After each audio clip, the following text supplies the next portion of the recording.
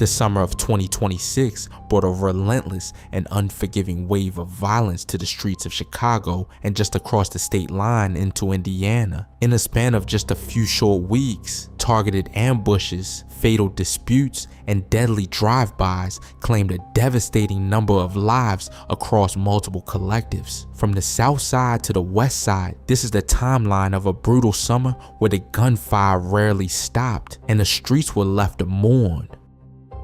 The violence continued into the early hours of July 18, 2026 on Chicago's south side. At approximately 2:55 in the morning, gunfire erupted along the 4800 block of South Princeton Avenue. 25-year-old David Stanley, known locally as Kodak and also referred to as Day Day, was standing outside when the shots rang out. Stanley, who was closely associated with the Gucci Gang collective, was struck in the head during the attack. Emergency personnel rushed him to Providence Hospital in a desperate attempt to save his life, but his injuries proved to be too severe, and he was later pronounced dead. As word of his passing spread, tributes for the Gucci Gang member quickly surfaced across online forums, marking another loss for the group. Chicago police are continuing their investigation into the fatal shooting, but as of now, no suspects have been identified and nobody is in custody. Just 1 week earlier, on July 11, 2026, another fatal incident unfolded in the South Chicago neighborhood. 19-year-old Jaylen Hood, known as J-Ski, was inside a residence on the 8100 block of South Manistee Avenue, the very block where he lived. In the early morning hours, an unknown shooter opened fire, striking him multiple times in the chest. Hood, who was affiliated with the Hootie Gang collective, was critically wounded inside the home located in his own neighborhood. First responders rushed him to the University of Chicago Medical Center, but despite efforts to save his life, he was pronounced dead. As news of his death began circulating online, tributes were posted for the fallen Hootie Gang member. Detectives are searching for the shooter, but no arrests have been announced in connection with the homicide. The violence of that weekend actually began the night before, on July 10th, 2026, in the Roseland neighborhood on the far south side. Just before 11 in the evening, 30-year-old Marquis Mitchell, known in the streets as Baz, was visiting his girlfriend. According to accounts she later shared, Mitchell was standing right on her front steps when a deadly ambush unfolded. The shooting occurred in the first block of West 112th Place, an area noted by locals to sit directly on the border of territories claimed by the PA 112 and CMG collectives. Mitchell himself was a recognized member of the MFB collective. When Chicago police officers arrived at the scene, they found Mitchell unresponsive outside the home. He had suffered severe gunshot wounds to both his head and his abdomen. There was nothing first responders could do, and he was pronounced dead at the scene. As another community was left reeling from a sudden and brutal loss, investigators began canvassing the area, but the shooter had already vanished into the night. To date, no arrests have been made. 2 days prior to that, on July 8, 2026, a brazen evening ambush took place in the Woodlawn neighborhood. At 7:20 p.m., 35-year-old Antonio G. Webb, widely known as T.O., was standing outside a gas station in his own neighborhood on the 6700 block of South Cottage Grove Avenue. The situation turned deadly when two sport utility vehicles, one gray and one white, pulled up to the location. Multiple individuals exited the vehicles and immediately unleashed a barrage of gunfire in his direction. Webb, a heavily loved older member of the Trap City, also known as Zone 7 collective, who was known in the streets as a dedicated moneymaker, was struck in the chest and the shoulder. Emergency responders transported him to the University of Chicago Medical Center, but the damage was too severe. He was pronounced dead shortly after. While police noted he lived nearby on the 7100 block of South Rhodes Avenue, the shooters who ambushed him managed to flee the scene before officers arrived, and the investigation remains open.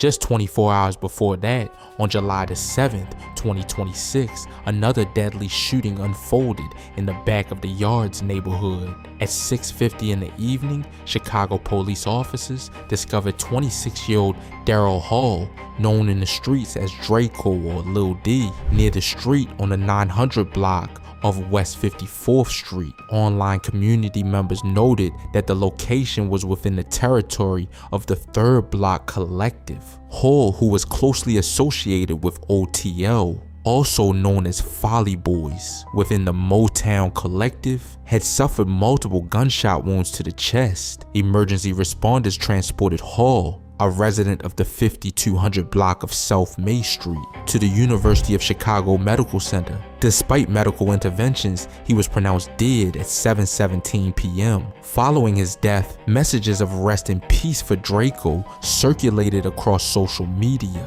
Police have reported no arrests in connection with the homicide. That very same day, July the 7th, 2026, violence had already claimed a life on the west side. Shortly before 10 in the morning, a fatal shooting occurred in an alley on the 3400 block of West Polk Street in the East Garfield Park neighborhood. The area was identified by locals as being within the territory of the Dale Gang Collective. The victim, later identified as Juwan Roberts, known in the streets as Juan, was ambushed by an assailant who shot him multiple times. Roberts was a known member of the Lavender Mob, also referred to as FSG or Sosa Drive. First responders located him in the alley and transported him to Advocate, Illinois Masonic Medical Center, where he was pronounced dead. Community members online noted that the location of his murder was the very same area where another individual, known as Dirk, had been shot just 2 weeks prior. Dirk had passed away the day before Roberts was killed. Area 4 detectives are investigating the shooting, but as of now, no arrests have been made. But the violence of July 7th, 2026 actually began even earlier that day. At around 2:10 in the morning on the near north side in the Old Town neighborhood, 40-year-old Javanni Smith, known as GCK, was outside on the 400 block of West Evergreen Avenue. This location was right within his own neighborhood, as Smith was recognized as a very loved older member of the Sadville Collective, also known as 1300. The early morning quiet was shattered when Smith was struck multiple times by gunfire. Chicago police officers found him at the scene, and he was quickly transported to Northwestern Memorial Hospital. Despite medical efforts, he was pronounced dead. Following the news of his death, messages reading "Rest in peace" to GCK began circulating online. Area detectives launched an investigation into the fatal shooting, but as of now, no arrests have been announced. The day before Juan was killed, on July 6, 2026, the Lavender Mob Collective, also known as FSG or Sosa Drive, was already mourning a devastating loss. Deanna Ray, known in the streets as Baby Dirk, succumbed to severe injuries he had sustained previously. Chicago police had originally found Ray inside a vehicle with no license plates, suffering from a gunshot wound to the head. The grim discovery was made right at the border of the territories claimed by the Poppy Gang and Dale Gang collectives. Ray fought for his life for 2 weeks before finally being pronounced dead at the hospital on July 6th. Online community members heavily mourned his passing, noting that his death marked another huge loss for Toss Nim, a group that had already suffered the loss of another member known as Jack just weeks prior. Detectives continue to investigate the circumstances surrounding his murder, with no arrests currently announced. That same morning on July 6, 2026, another homicide was reported on the south side in the West Englewood neighborhood. At around 12:40 in the morning, Chicago police officers responded to the 7300 block of South Racine Avenue, an area identified by locals as being within Geno Gang territory. There they discovered 41-year-old Kod Powell, known in the streets as Trip, suffering from gunshot wounds. Powell was an established member of the Foster Park Collective. Emergency responders transported him to the University of Chicago Medical Center, where he was pronounced dead shortly after arrival. His passing marked the second loss for Foster Park in 2026. Area 1 detectives were assigned to investigate the fatal shooting, and no arrests have been announced in the case. The day prior, on July 5th, 2026, a different kind of tragedy occurred across state lines in Whiting, Indiana. 31-year-old Cordel Hill, known in the streets as Woo, died while in the custody of the Whiting Police Department. Hill was a recognized member of the Ghoulie Gang Collective. Following standard protocol for in-custody deaths, the Whiting Police Department requested that the Lake County Sheriff's Department assume the lead investigative role to ensure an impartial and transparent review. Outside investigators were brought in immediately after the incident to conduct a comprehensive examination of the circumstances surrounding his death. Authorities have declined to release details regarding Hill's initial arrest or the specific medical emergency that led to his passing, stating that withholding the information is necessary to protect the integrity of the active investigation. The Lake County Coroner's Office is working alongside detectives to establish an exact timeline, and the official cause and manner of death remain pending autopsy and toxicology results. That same day, July 5th, 2026, another fatal incident occurred back in Chicago on the west side. At around 2:15 in the afternoon, 31-year-old Tyishan Morris, guilty, known locally as Ty, was found critically injured inside a home on the 600 block of North Latrobe Avenue in the Austin neighborhood. Online community members noted the location, near Ohio and Latrobe, fell within the territory of the Huron Mob Collective, while Guilty himself was an established member of Toon World, also referred to as 900. Guilty, a resident of Steger, had suffered a severe gunshot wound to the chest. He was transported to Mount Sinai Hospital, where he later died from his injuries. Following his death, tributes reading "Rest in Peace to Ty" circulated across social media. Area 4 detectives are continuing to investigate the shooting inside a residence, and no arrests have been reported. A few days earlier, on July 2nd, 2026, a targeted ambush erupted outside a gas station in the Auburn-Gresham neighborhood. At 12:23 in the morning, 46-year-old Carlos A. Jones, known in the streets as Loss, was standing outside the station on the 7600 block of South Halstead Street. Online community members identified the location as falling within the territory of the CCG Collective. Jones, a recognized member of the YTN Collective, was suddenly ambushed when 4 assailants approached on foot and opened fire. He was struck multiple times during the attack. Emergency responders transported him to the University of Chicago Medical Center, where he was pronounced dead. After the shooting, the 4 attackers immediately fled south on foot through a nearby alley. Local officials noted that the area around the gas station had been a prior focus for law enforcement. Preliminary information suggested the attack was a targeted hit. Cook County Crime Stoppers announced a cash reward of up to $10,000 for information leading to an arrest, but the investigation remains ongoing and the suspects have not been apprehended.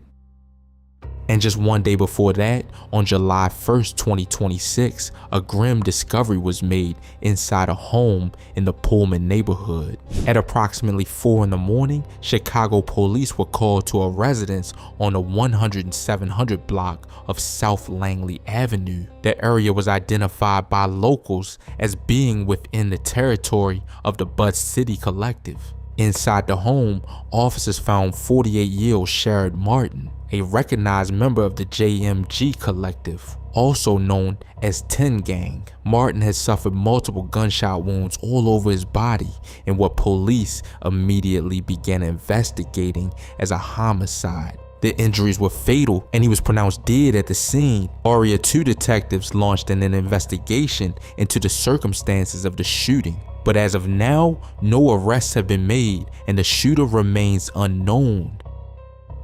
That same early morning on July 1st, 2026, a highly coordinated and brazen attack brought the violence directly into downtown Chicago. At approximately 3:20 in the morning, 30-year-old Malik Qia, known in the streets as Johnny Dang or simply Dang, was standing outside a hotel on the 500 block of North State Street in the River North neighborhood. A matte gray Honda Accord bearing stolen license plates suddenly pulled up to the location. 5 masked and hooded gunmen exited the vehicle. Armed with a mix of handguns and long guns, they unleashed dozens of shots in what authorities described as a targeted attack. Qia, a recognized member of the OTE collective, was struck multiple times by the heavy gunfire, which also shattered the glass windows of the hotel lobby. He was rushed to the hospital where he was pronounced dead. The gunman immediately fled west in the vehicle and managed to escape. As online tributes poured in for the slain OTE member, local officials requested a significant increase in police presence for the downtown area. To date, the 5 shooters remain at large and no arrests have been made. Before we step back into the incidents that laid the groundwork in June, a quick reminder: you can find our complete archives, timeline breakdowns, and full documentary series at TopTrendReportTV.com. But the violence of this summer didn't start in July. Just days before the violence of July began, on June 28, 2026, a fatal incident of a different nature claimed a life in the Bronzeville community. At 11:50 in the evening, 25-year-old Trayvon White, known locally as Trey, was a passenger in a gray sedan traveling near the intersection of 47th and State Streets. Online community members noted this location fell within the territory of the Chris Block collective. The 28-year-old driver of the vehicle lost control and crashed violently into a fire hydrant. The impact was so severe that White, an established member of the Ada Park collective, was ejected from the car. Emergency personnel responded to the crash, but White suffered fatal injuries and was pronounced dead at the scene. Chicago police took the driver into custody with charges pending as tributes for the fallen Ada Park member began appearing across social media. Just one day prior, on June 27, 2026, a fatal domestic dispute claimed the life of a TTE member across the state line in Gary, Indiana. Jonathan Tolbert, known in the streets as Water, was shot and killed inside an apartment on the 3500 block of Washington Street following a toxic argument that escalated before sunrise. Tolbert was shot once in the chest. Police found him unresponsive near a bedroom nightstand with a pink Glock handgun recovered nearby. His 31-year-old girlfriend initially provided inconsistent stories to detectives, claiming Tolbert shot himself during a struggle before eventually admitting she pulled a weapon to intimidate him. According to court documents, she also admitted to slapping him and pouring milk on him after he was shot because she did not know what to do. Surveillance audio from the apartment complex captured several minutes of a woman yelling before a single fatal gunshot was heard. She was subsequently taken into custody and charged with voluntary manslaughter. Following the news of his death, rival collective members quickly took to social media to mock the situation. As seen in the file image _ disrespectful posts circulated with captions joking that they could have just paid his girlfriend instead of having to handle it themselves, turning the domestic tragedy into another source of online disrespect. 2 days earlier, on June 25, 2026, a verbal altercation turned deadly in the Fuller Park neighborhood. At 9:35 in the evening, 39-year-old Ivan M. Day, known in the streets simply as Ivan, was inside a residence on the 5300 block of South Shields Avenue. Online community members noted this location fell within the territory of the Gucci Gang collective, while Day himself was an established member of the Shields collective, specifically recognized as being from the older RRB generation. According to police, Day and another man engaged in a heated argument that eventually turned physical. During the dispute, the other individual produced a weapon and shot Day directly in the face. Day, who was noted to reside on the 3200 block of West Arthington Street, was quickly transported to the University of Chicago Medical Center. Despite medical efforts, he was pronounced dead. The shooter fled the residence, leaving Area 1 detectives to investigate the homicide. As of now, no one is in custody. Just one day before that, on June 24th, 2026, another fatal shooting occurred in the back of the Yards neighborhood. At 6:16 in the evening, Chicago police officers responded to a residence on the 4600 block of South Winchester Avenue. Inside, they found 43-year-old Renee Dominguez, known in the streets as Baby Malo, suffering from multiple gunshot wounds. The residence was located directly within his own neighborhood, as Dominguez was a recognized member of the Winchester Boys Collective. The injuries were severe and he was pronounced dead at the scene. Area 1 detectives are continuing to investigate the homicide and no one is currently in custody. 2 days before that, on June 22nd, 2026, a dispute inside an auto shop turned deadly in the South Lawndale neighborhood. Around noon, 38-year-old Joshua Ashford, known in the streets as Jay, was inside Cervantes Mufflers and Brakes on the 2100 block of Southwest Tino Avenue. Online community members noted the business was located within the territory of the Dub City Collective, while Ashford himself was a recognized member of both the Lil 4 Mob and DVLB collectives. A physical altercation broke out inside the shop, during which Ashford was shot multiple times in the chest. Ashford, a resident of the 7600 block of South Eggleston Avenue, was transported to Mount Sinai Hospital, where he was pronounced dead at 12:46 in the afternoon. His death marked a third loss for the DVLB collective that year. Chicago police continue to investigate the incident and no one is currently in custody. 2 days prior to that, on June 20th, 2026, another fatal shooting occurred on the south side in the Bronzeville neighborhood. At around 12:15 in the morning, 37-year-old Senway Somerville, known in the streets as Bang, was standing outside on the 500 block of East 38th Street. Community members noted that he was standing right within his own neighborhood, as Somerville was an established member of the OBN collective. He was specifically recognized as being from the older generation of the group that went by the name Newtown. The early morning was interrupted by gunfire when Somerville was ambushed, suffering a critical gunshot wound to the neck. Emergency responders quickly transported him to the University of Chicago Medical Center. Despite medical efforts, he was pronounced dead shortly after. Area 1 detectives are actively investigating the homicide, though police have not released further information regarding the circumstances of the shooting and no arrests have been announced.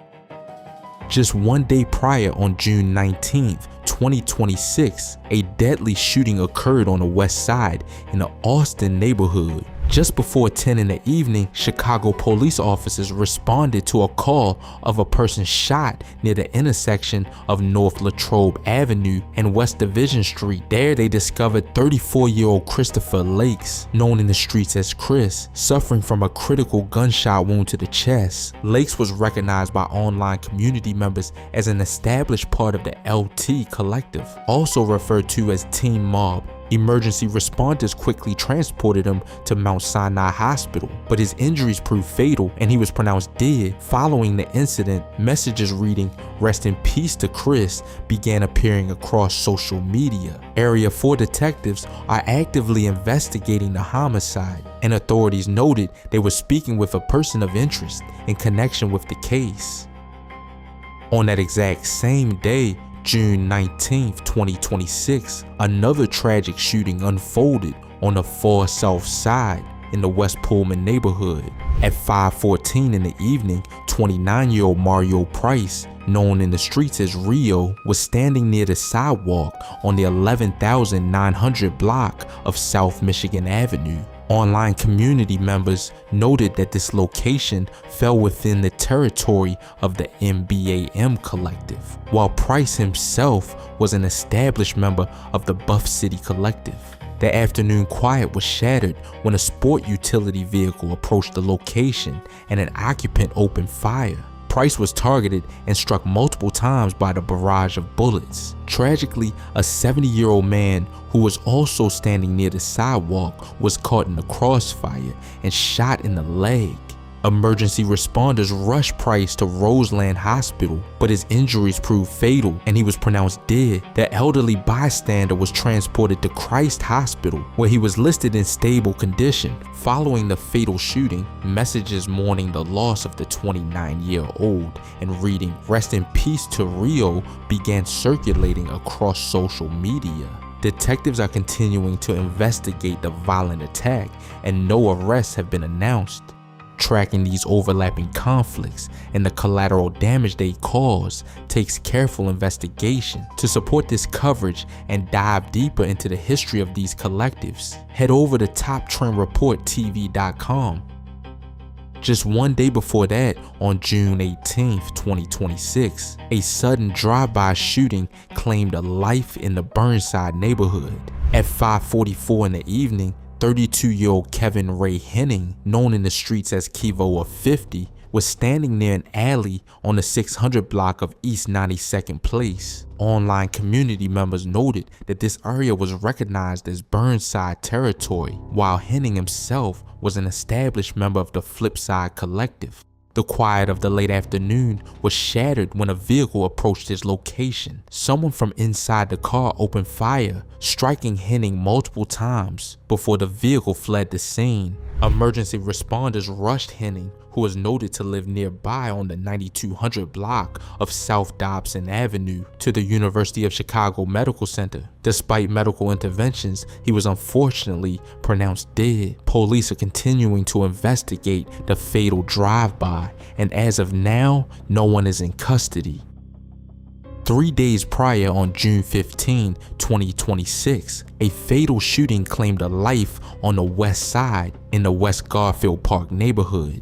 At about 12:45 in the afternoon, 32-year-old Gerald Reynolds, known in the streets simply as Gerald, was on the 3900 block of West Flournoy Street. Online community members identified this location as the territory of the Poppy Gang Collective. Reynolds himself was an established member of the BTBG Collective, also referred to as Baby T Blood Gang or Skino Gang, and was recognized as a moneymaker from the older generation. The afternoon was interrupted by violence when Reynolds was targeted and suffered multiple gunshot wounds. Emergency responders rushed Reynolds, who was noted to be a resident of Maywood, to Mount Sinai Hospital. Despite medical efforts, his injuries proved fatal and he was pronounced dead. Following the news of his death, messages reading "Rest in peace to Gerald" circulated across social media.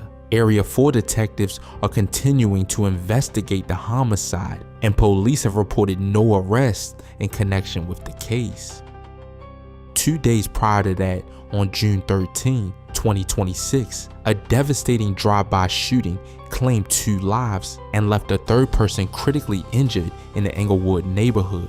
At approximately 12:50 in the morning, 32-year-old Tyishan Smith, known in the streets as TY, and 30-year-old Takari Wright, known as Lil K, was standing outside a home on the 6500 block of South Hermitage Avenue. Online community members noted that this location fell within the territory of the 6 Block Collective. Both men were recognized as established members of the DVLB Collective, with Wright also being affiliated with Titter Mob. The early morning was abruptly interrupted when a white sport utility vehicle pulled up to their location. An occupant inside the SUV opened fire on the group. Wright was struck in the head and Smith was shot in the chest. Emergency responders transported both men to the University of Chicago Medical Center, where they were tragically pronounced dead. A 26-year-old woman who was outside with them was also caught in the gunfire, suffering multiple gunshot wounds. She was taken to the hospital and listed in critical condition. Following the tragic incident, messages reading "Rest in Peace" to Lil K and T.Y. surfaced across social media as the DVLB collective mourned the double loss. Chicago police are continuing to investigate the triple shooting, and no arrests have been reported. Just one day prior, on June 12, 2026, a deadly shooting occurred on the west side in the West Garfield Park neighborhood. At approximately 11 in the evening, 28-year-old Jackwell Phillips, known in the streets as Jack, was outside on the 3800 block of West Monroe Street. Online community members noted that this location fell within the territory of the MNS collective. Phillips himself was a recognized member of the Lavender Mob Collective, also referred to as FSG or Sosa Drive. The late night was interrupted by violence when Phillips was attacked and suffered multiple gunshot wounds, specifically to the chest and neck. He was discovered in the street by responding officers and transported to Mount Sinai Hospital, where he was pronounced dead. Officers later learned that a 32-year-old man was also caught in the gunfire, sustaining a gunshot wound to his knee. He managed to self-transport to Rush Hospital, where he was listed in good condition. Chicago police are continuing to investigate the fatal shooting, and no arrests have been reported.